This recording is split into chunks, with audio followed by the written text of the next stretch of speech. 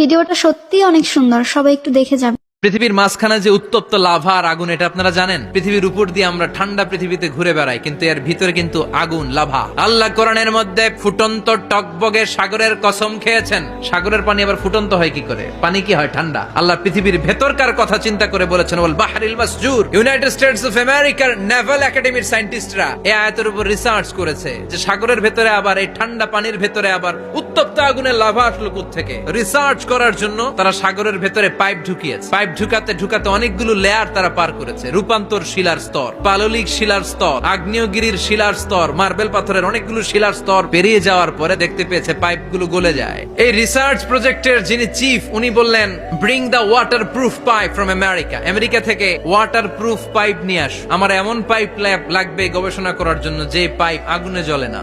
America থেকে fire প্রুফের pipe নিয়ে আসা হবে। নেভাল একাডেমির চিফ সায়েন্টিস্ট পাইপ ঢুকাতে আরম্ভ করলেন। ঢুকাতে ঢুকাতে পৃথিবীতে কিন্তু অনেকগুলো স্তর আছে, যে বালু মাটি সব কিন্তু বালু মাটি নয়। আপনি খুঁড়তে খুঁড়তে পেয়ে যাবেন পাললিক শিলা, রূপান্তরিত শিলা, এরপরে মার্বেল পাথরের শিলা, এরপরে শুরু হবে গরম আগ্নেয়গিরির শিলা। ওই শিলার ভেতরে এমন আগুন আল্লাহ রেখেছে, নেভাল একাডেমির সায়েন্টিস্টরা ফায়ার প্রুফের পাইপ ঢুকাতে ঢুকাতে একটা লেভেল যাওয়ার পরে দেখে যে ফায়ার প্রুফের পাইপও গলে গলে পানি হয়েছে। তার মানে ভেতরে এমন আগুন আল্লাহ রেখেছে, ওই আগুনের তুলনায় পৃথিবীর আগুনের মতো নয়। ওই আগুনটাই জাহান্নামের আগুন। আবার বিজ্ঞানীরা গবেষণা করে ওই আগুনের মধ্যে মানুষের চিৎকার শুনেছে।